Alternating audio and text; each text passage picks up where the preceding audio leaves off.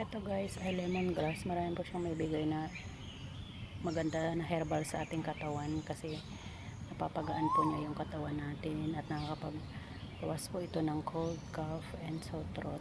Pwede po natin gamitin ito sa mga high blood pressure, sa mga low blood pressure, lahat po ng bagay na sakit. Maganda po itong inumin, lalo po yung sa may diabetes kasi napapagaan po niya at napapaganda po niya yung blood flow ng katawan ng isang tao kung po siya ay may diabetes. Kaya guys, uminom po tayo ng lemongrass araw-araw at ito po ay binobold natin ng 1 oras bago po natin inumin. Gagawin po natin parang tsa araw-araw guys, sa umaga, sa tanghali, sa hapon pwede rin po. Yan pong naibibigay ng herbal na lemongrass guys. Thank you for watching.